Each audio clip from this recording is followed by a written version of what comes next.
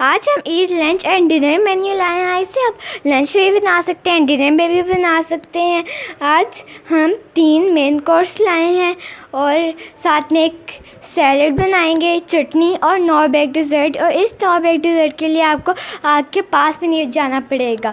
آج ہم لائے ہیں نلی نہاری, مٹن کڑھائی, پشاوری یخنی pulao, 9 bag desert, Russian salad and minute چٹنی. یہ لاہوری مٹن کڑھائی اتھینٹک ریسپی ہے جیسے ریسٹورینٹس میں ملتی ہے. تب ٹائم ضائع کیے بغیر ہم اس کی ریسپیز آپ کے ساتھ شیئر کرتے ہیں.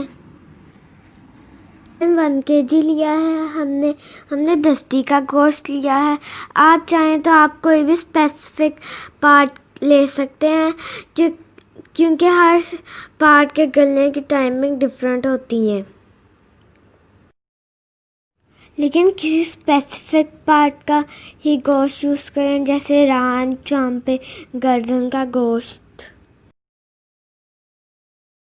کڑھائی بنانے کے لیے آپ نے مٹن چربی کے ساتھ اور ہڈی کے ساتھ لینا ہے. اس طرح کڑھائی بہت مزے کی بنتی ہے.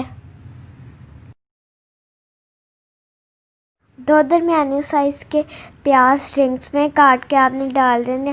اس طرح کرنے سے پیاز بہت اچھے سے گلتے ہیں. ٹماٹر ہم نے لیے ہیں ½ کلو.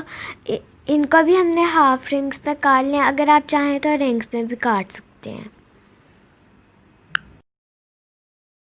لہسن کی ایک پوری پوٹلی استعمال کریں گے ہم. مسالے ڈال دیں گے. نمک حسب ذائقہ, لال مرچ پاؤڈر 1 ٹیبل اسپون. آپ چاہیں تو آپ اپنی مرضی کے حساب سے زیادہ بھی کر سکتے ہیں. ہلدی 1 ٹی اسپون. کچھ مسالے ہم ابھی یوز کریں گے, کچھ مسالے بھنائی کے بعد. گرم مسالہ پاؤڈر 1 ٹیبل اسپون. کرنے کے لیے اس میں 3 کپ پانی ڈال رہے ہیں. آپ اگر پریشر میں پکا رہے ہیں تو اس حساب سے ڈالیں. یہ مٹن کی کوالٹی پہ ڈیپینڈ کرتا ہے.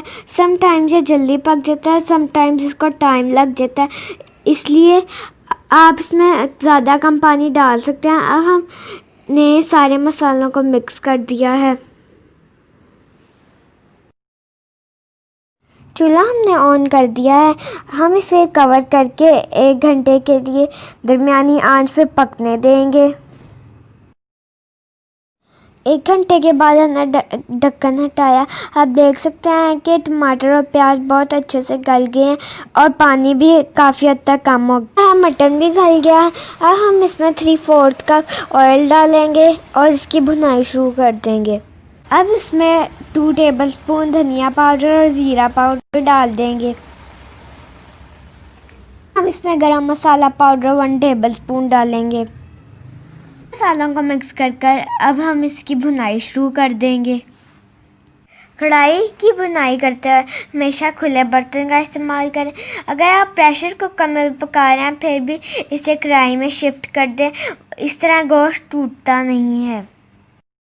اب ہم اسے 2 سے 3 منٹ تیز آنچ پر اس کی بھنائی شروع کریں گے. آپ دیکھ سکتے ہیں کہ ٹماٹر اور پیاز اس میں اچھے سے گھل مل گئے ہیں. اب ہم اس میں تازہ کٹا ہوا جنجر ڈال دیں گے. آپ نے تازہ کٹا ہوا ہی استعمال کرنا ہے. اس سٹیج پہ ہی آپ نے ڈالنا ہے. اس سٹیج پہ ڈالنے پہ اس کا ٹیسٹ ہی اور ہو جاتا ہے اور اس کی اتنی پیاری خوشبو آتی ہے. یہ ٹپ آپ نے مسٹ فالو کرنی ہے. ادرک ڈالنے کے بعد ہم اس کی بھنائی دوبارہ سے شروع کر دیں گے. 3 سے 4 منٹ اسے مزید بھونیں گے. ڈالنے کے بعد اس کی بہت ہی اچھی سی خوشبو آ رہی ہے. آپ دیکھ سکتے ہیں آئل بھی سائڈس پہ آ گئے ہیں. ٹماٹر اور پیاز بالکل بھی نظر نہیں آ رہے. ان کا مسالہ بن گیا ہے. آپ دیکھ سکتے ہیں کتنا اچھا سا مسالہ بنا ہے.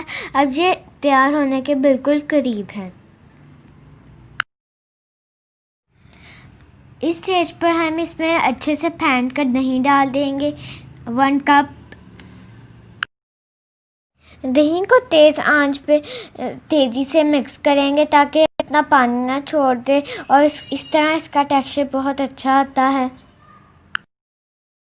दही को तेज़ आंच पे मिक्स करने से इसकी बहुत ही अच्छी सी ग्रेवी बन जाती है, क्योंकि लाहौरी कढ़ाई में ये बिल्कुल सूखी नहीं होती, इसमें थोड़ी सी ग्रेवी होती है, इसलिए हम इसमें टमाटर, प्याज और दही डालते हैं।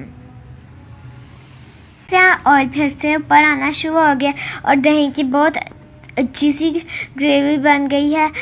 आप देख सकते हैं इसका टेक्सचर कितना अच्छा है, कितनी मज़े की बनी है। लेकिन अभी भी हम इसको 2 से 3 मिनट मज़ीद और पकाएंगे। 2 से 3 मिनट के बाद हमारी कढ़ाई बिल्कुल तैयार है। आहिस्ता आंच करके हम इसकी गार्निशिंग करेंगे। सबसे पहले इसमें हरी मिर्चें डालेंगे। अब इसमें बारीक कटी हुई अदरक डाल देंगे। अदरक के बगैर तो इसका मज़ा ही नहीं आता, ऐसा ही है ना। एंड पे कढ़ाई के ऊपर थोड़ा सा धनिया पाउडर, गरम मसाला पाउडर छिड़क देंगे, इससे बहुत ही प्यारी खुशबू आना शुरू हो जाती है। लास्ट पर हम इसमें फ्रेश धनिया के पत्ते डाल देंगे और आंच बंद कर देंगे। अब ये सर्व होने के लिए तैयार है। हम आपको डिश आउट करके दिखाते हैं ये कैसी बनी है। ये बहुत ही मज़े की बनी है। आप इसका टेक्सचर तो चेक करें, कितनी मज़े की लग रही है। आप इस कढ़ाई को नान, पराठा, चपाती, तंदूरी रोटी किसी के साथ भी खाएं, बहुत मज़े की लगेगी। आप इस रेसिपी को मस्ट ट्राई करें और हमें कमेंट में बताएं आपको ये कैसी लगी है। अगर आपको ये पसंद आई है तो आप इसे लाइक करें और शेयर करना तो बनता ही है ना।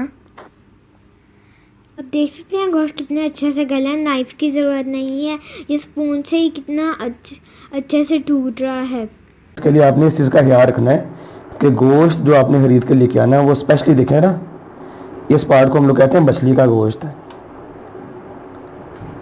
ये देखें, आपको नज़र आ रहा है, बिल्कुल इसको साफ़ सुथरा करके आपने धो लेना पहले। और अगर इसके अंदर एक आध हड्डी हो, जिसको हम लोग कहते हैं मिख वाली हड्डी, अगर वो मिल जाए, ये फ़ैट अलग से लेके आनी है आप लोगों ने। और अगर इसके साथ भी थोड़ी बहुत फ़ैट लगी रह जाए हड्डियों के साथ, इट्स ओके, ये कोई मसला नहीं है। ये तो इसके अंदर ऑयल, ज़्यादा ऑयल को ऐड करेगा, जायका ऐड होगा। अच्छा, स्पेशली इस बात का ख्याल रखना है कि इसके अंदर जो मोस्ट इम्पॉर्टेंट चीज़ है वो इस तरह का आपको गोश्त का मिलना है। अगर आपको इस तरह का गोश्त मिल जाए, बेशक ये आपको हो सकता है कि थोड़ा सा एक्सपेंसिव मिलेगा, 100 रुपये या 50 रुपये आपको एक्स्ट्रा पे करने पड़ेंगे, लेकिन जो जायका इसके अंदर ऐड हो जाएगा वो आपके पैसे पूरे कर देगा। देखें बोटी का साइज मैंने कितना रखवाया है, इस चीज़ का बड़ा स्पेशल ख्याल रखना है। बोटी का साइज ज़रा लार्ज होना चाहिए, छोटा साइज नहीं करवाना है इसका। सारे का सारा मछली का गोश्त है ये। मुझे तो अभी से भूख लगना शुरू हो गई है। और इसके अंदर मिख वाली हड्डियां आपने डलवानी है, ये देखें जरा।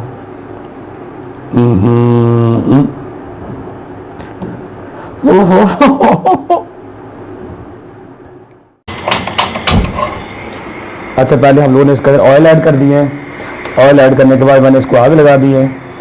और वैसे भी आपको पता है कि मैं आग लगाने में थोड़ा सा एक्सपर्ट हूँ। तो अच्छा जी, अब हम लोगों ने इसका ख्याल रखना है। ऑयल हम लोगों ने सिर्फ ऐड किया इसके अंदर तकरीबन हाफ कप, इसलिए क्योंकि उसके अंदर मैंने फैट से भी डलवाया हुआ है। ये पेस्ट है अदरक और लहसुन का, जो अभी मैंने तैयार किया है, बिल्कुल फ्रेशली प्रिपेयर्ड है।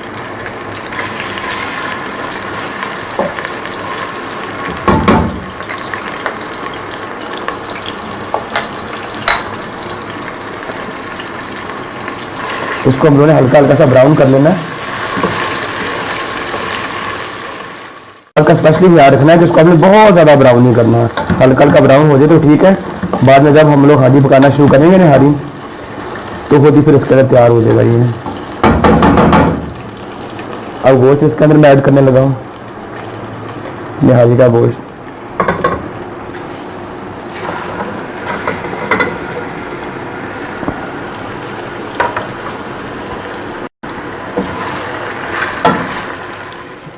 अच्छा, अब हम लोग इसको आहिस्ता सा फ्राई करना शुरू करेंगे, और फ्राई इतना करना है कि इसका जो हल्का सा कलर है वो चेंज हो जाए और इसके अंदर पानी बिल्कुल ख़त्म हो जाए, खुश्क हो जाए। यानी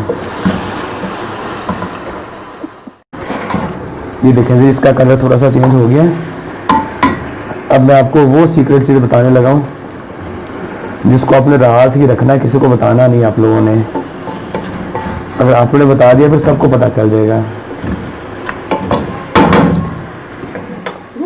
और वो जो सीक्रेट चीज़ है वो निहारी मसाला, ये आप लोगों ने इसको इसके अंदर पूरा डाल देना है।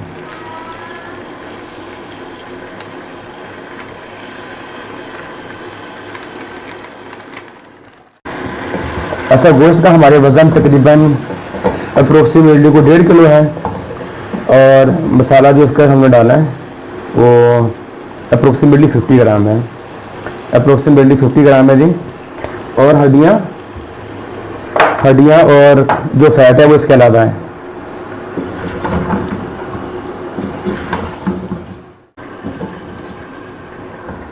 बहुत ही प्यारा कलर आया है इसमें, लेकिन अभी तो आगाज़ है, अभी तो इसने तैयार होना पूरी तरह से।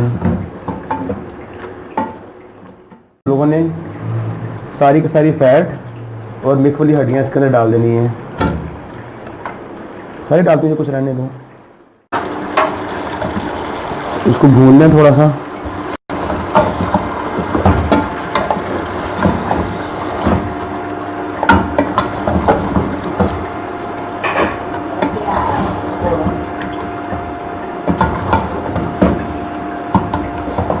और इसके अंदर तकरीबन ये 1.5 लीटर पानी हमने डालना है। 1.5 लीटर पानी। इतना पानी इसलिए मेरा पानी थोड़ा सा कम है, मैंने इसके अंदर थोड़ा सा पानी और डाल दिया, तकरीबन आधा लीटर के पास। इसका मकसद सिर्फ ये है कि जब ये मुकम्मल तौर पे तैयार हो जाए तो बोटी इतनी नरम हो कि बस मुंह में जाए और घुल जाए। प्रेशर कुकर 40 से 45 मिनट तक के लिए। 45 मिनट हो गए हैं जी। मुझे लगता है कि सॉफ्ट हो गया गोश्त। जरा एक बार मैं चेक करके देखता हूँ।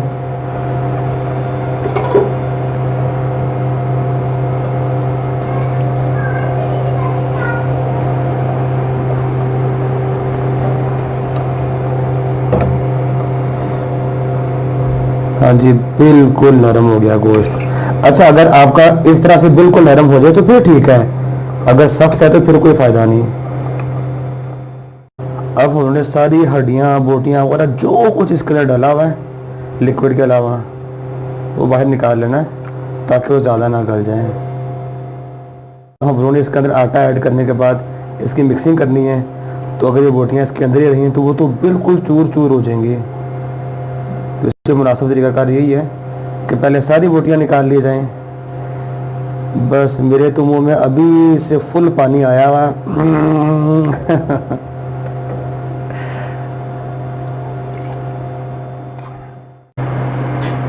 सारी बोटियाँ मैंने बाहर निकाल ली हैं। अब हम लोगों ने एक बॉल लेके तो सारा ऑयल बहुत एहतियात के साथ इसके अंदर से निकाल देना है।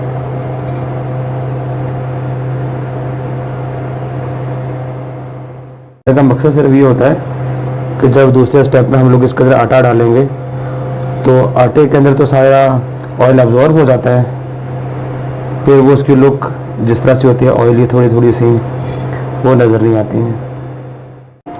अच्छा, अब हम लोग इसको थोड़ा सा बेंड कर लिए ताकि हम लोग सारे का सारा ऑयल इसके अंदर से निकाल लें।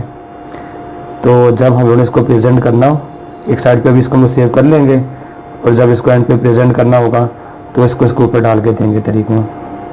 बेंड इसलिए किया गया थोड़ा सा ताकि सारा का सारा ऑयल हम लोग बाहर निकाल पाएँ। ऑयल मैंने इसके अंदर से सारा निकाल लिया, ये पीछे ये रह गया। ये देखिए जी। अब ये देखिए जी, हम लोगों ने इसके अंदर आटा ले लिया, 1 कप लाल आटा। तो स्पेशली इस बात का ख्याल रखना कि सफ़ेद आटा, मैदा या जो होता है कॉर्नफ्लोर वो इसके अंदर ऐड नहीं कर देना।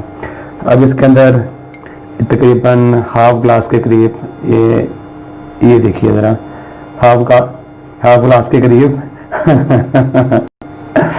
हम लोग इसके अंदर पानी डालेंगे ताकि इसकी एक बहुत अच्छी सारी पेस्ट बन जाए। मैंने स्टार्ट कर दी है, लेकिन आपको नज़र आ रहा है कि पेस्ट अभी इतना अच्छा नहीं बन रहा था, तो मैंने थोड़ा सा पानी इसके अंदर और ऐड करना है। ऐड करते जाएंगे और इसको ताकि इसकी बहुत अच्छी पेस्ट बनती जाए। ये तो मुझसे टाइम नहीं गुजर पा रहा, मैं कह रहा हूँ बंदे जल्दी से तैयार हो। इसकी आपने बहुत अच्छे तरीके से मिक्सिंग करनी है।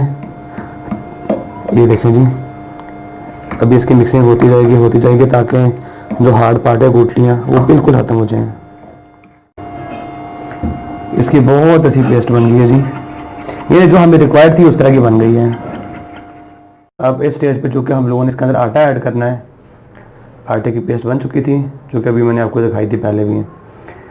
तो आग बिल्कुल आहिस्ता कर देनी है इसकी आंच।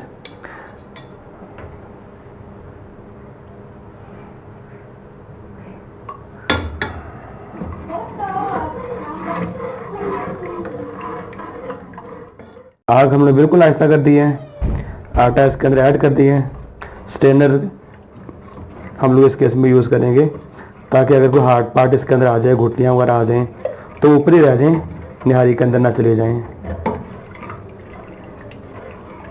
और साथ आहिस्ता आहिस्ता मिक्सिंग करते चले जाना है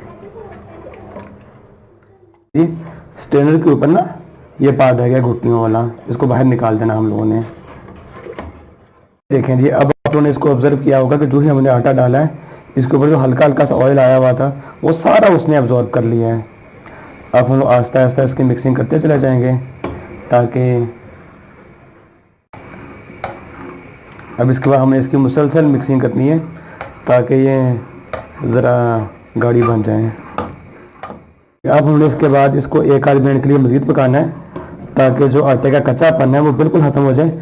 लेकिन ये ना वो क्या लोग पकाते ही चले जाएं, बस एक आध मिनट के लिए।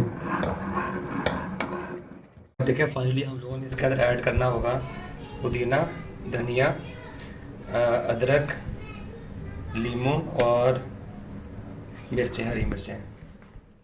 अब हम लोग इसके अंदर ऐड करेंगे बोटियाँ जो हमने पहले अलग कर ली हुई थी, लेकिन बिल्कुल नरम हुई हुई हैं।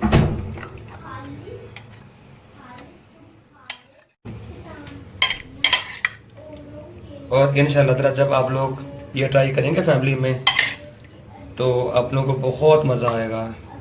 जो भी बंदा एक बार खाएगा वो बार बार आप लोगों की तरफ आना चाहेगा। ये मैं आप लोगों को बता रहा हूँ कि होटल्स वगैरह में, रेस्टोरेंट्स वगैरह में किस तरह प्रेजेंट की जाती है। वो ये करते हैं कि बोटियाँ अलग कर देते हैं और जो लिक्विड है उसको अलग कर देते हैं। लेकिन अगर आप लोगों ने इनकी आपस में इकट्ठी मिक्सिंग भी करनी हो तो वो भी आप लोग कर सकते हैं। मुझे लगता है कि जो लोग अब इसको देख रहे होंगे बहुत सारों के मुंह में पानी इस वक्त आ रहा होगा।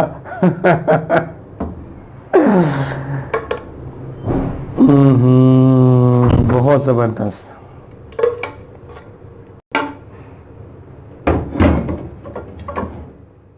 अच्छा जी, अब हम लोग इसके अंदर ऑयल ऐड करेंगे।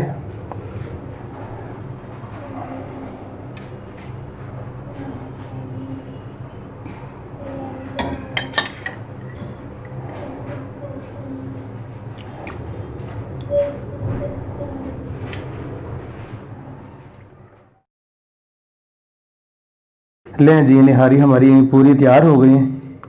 ये जो आप लोग प्लेट का साइज़ नज़र आ रहा है, अगर आप लोग किसी भी रेस्टोरेंट पे जाकर ऑर्डर करेंगे तो ये कम से कम जितनी इसके अंदर आप लोगों ने बोटियाँ डाली हुई हैं ये कम से कम आप लोगों को 3-4 हज़ार रुपये की मिले।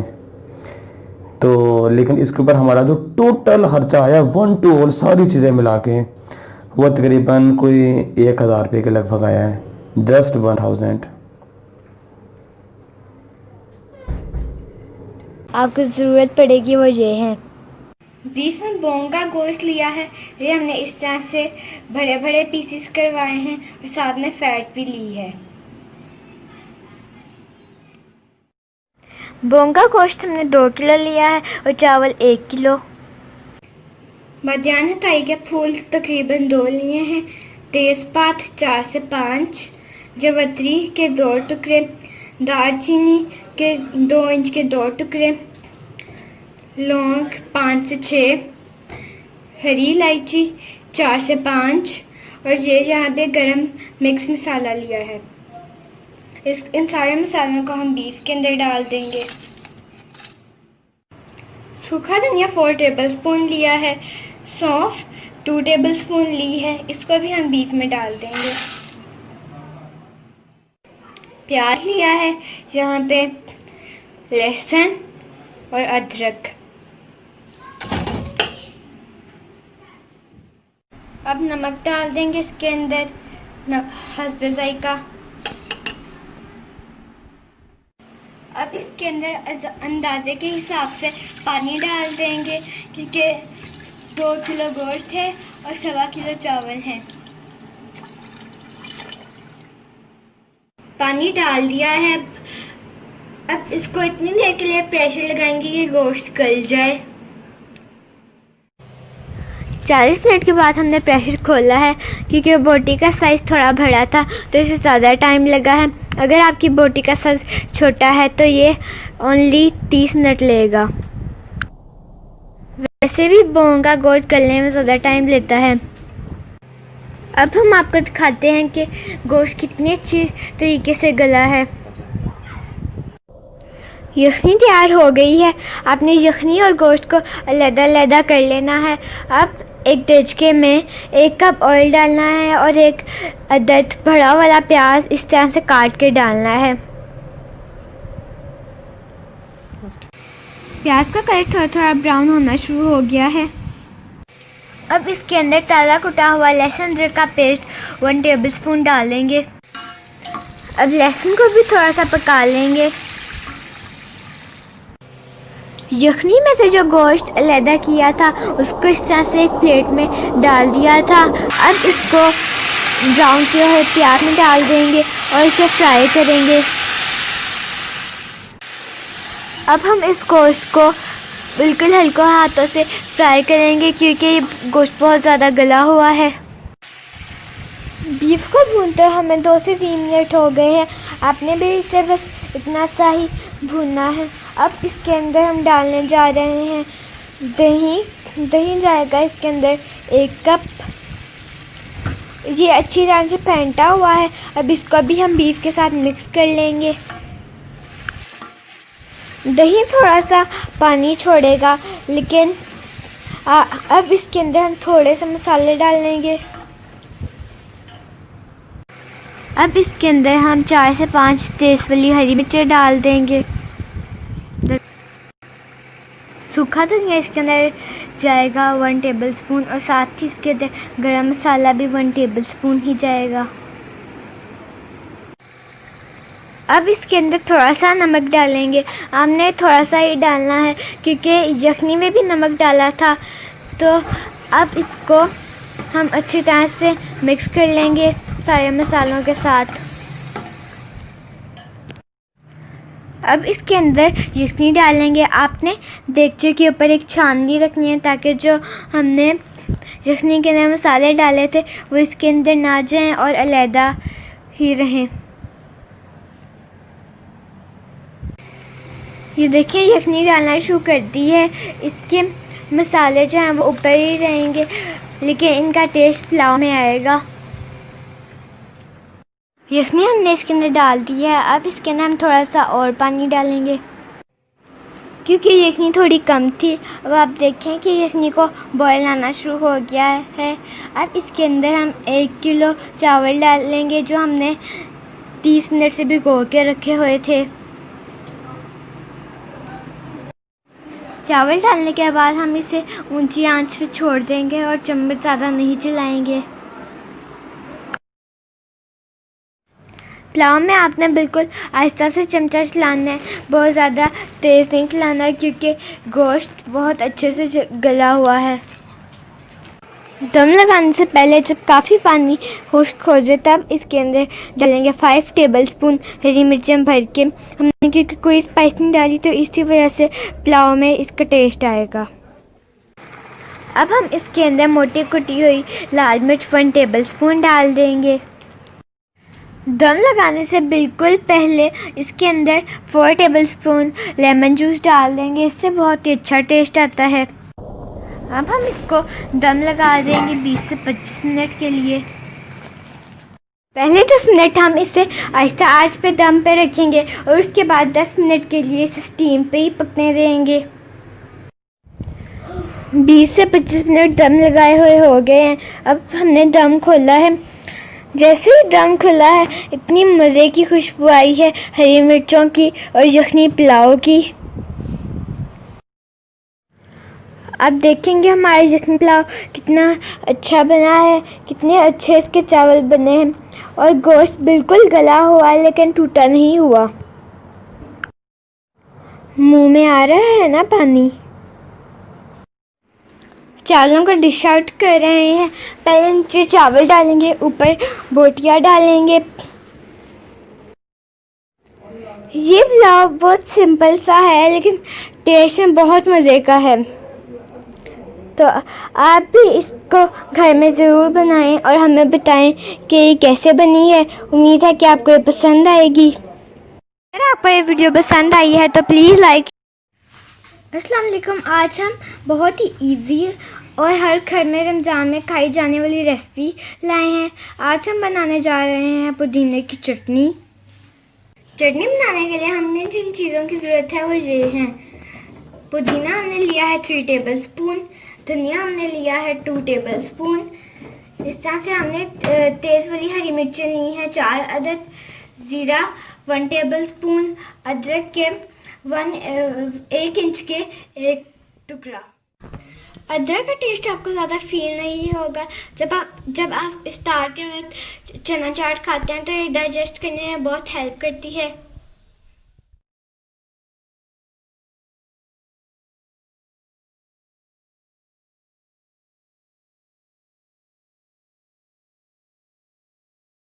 نمک آپ اپنے ٹیسٹ کے حساب سے ایڈجسٹ کر سکتے ہیں.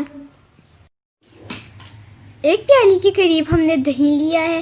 یہ جو ہم نے آپ کو ساری چیزیں بتائی ہیں اس کو اور دہی کو ہم گرائنڈر میں ڈال کے اچھی طرح سے مکس کر لیں گے.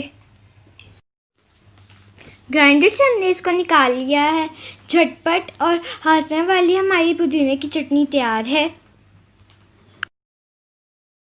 رمضان میں چنا چاٹ ہو یا دہی بلے یا ہم اسے کھائیں پکوڑا سموسوں کے ساتھ تو یہ بہت مزے کی لگے گی. تو اگر آپ کو یہ ویڈیو اچھی لگی ہے تو please like share and subscribe.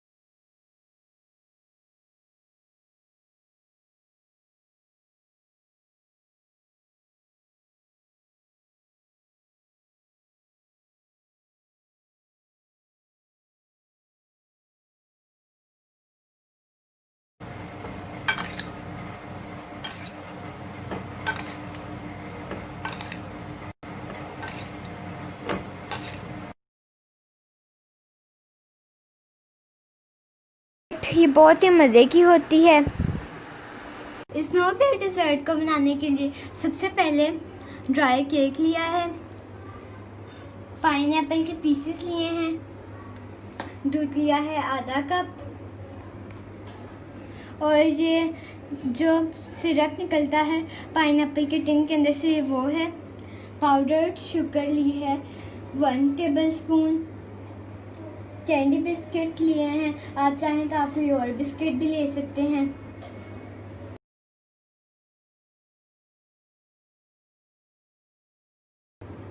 10 bananas लिए हैं, इनको इस तरह से काट लिया है। क्रीम ली है 1 पैकेट, इसको हमने व्हिप नहीं किया। सबसे पहले क्रीम के अंदर 1 टेबल स्पून पाउडर्ड शुगर डालेंगे और क्रीम को साथ से अच्छी तरह से मिक्स कर लेंगे। अब क्रीम और चीनी को जो हमने मिक्स किया था वो हम बनानास के अंदर डाल देंगे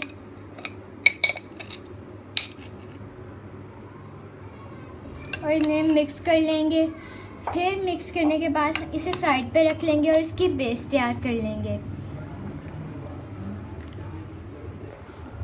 अब इस तरह की हमने एक डिश ले ली है जो गहरी है थोड़ी सी। अब एक एक कैंडी बिस्किट को लेकर दूध के अंदर डिप करेंगे और इसको ऐसे रख देंगे। इस तरह करके हम ये सारा फिल कर देंगे सारी साइड। हमने सारी इस तरह से बेस बना ली है। अब ये कैंडी बिस्किट को क्रश किया है, अब इसकी साइड्स पे इसको ऐसे ऐसे डालेंगे और थोड़ा सा टॉपिंग के लिए बचा लेंगे। अगर थोड़े बड़े बड़े चंक्स आते हैं तो इट डजंट मैटर्स। पाइनएप्पल के पीसेस को इस तरह से हाफ कर लिया है, एक पीस को बचाएंगे टॉपिंग के लिए। अब इस तरह से साइड्स पे रखेंगे। आप देखें कितना प्यारा लग रहा है, ये देखें। ये इस तरह से सारी साइड्स पे सेट कर लिया है, देखें कितना खूबसूरत लग रहा है। अब जो बनाना मिक्सचर बनाया था वो इसके ऊपर डाल देंगे। आपने इसकी बहुत थिक लेयर नहीं लगानी।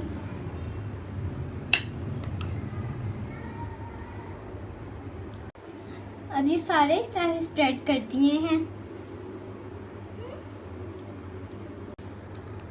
अब इस तरह से सारा कवर कर दिया है।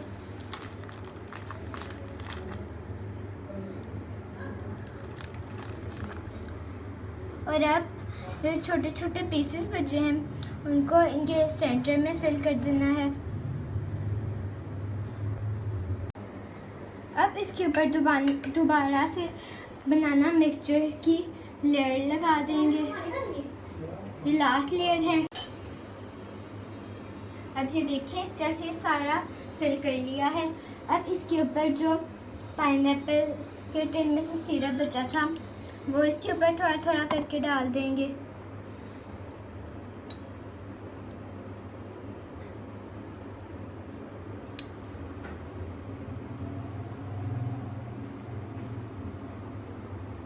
इस तरह सारा करना है। इसके ऊपर लास्ट लेयर लगा देंगे बनाना मिक्सचर की। अब ये सारा स्प्रेड इसके ऊपर डाल दिया है। अब जो पाइनएप्पल के चंक्स बचाए थे वो इसके ऊपर इस तरह से सेट कर देंगे और इसके बाद जो कैंडी क्रश की थी अब इन पाइनएप्पल्स के सेंटर में डालना है इस तरह से। अब कैंडी बिस्किट को जो क्रश किया था वो हम सारे इसके ऊपर डाल देंगे।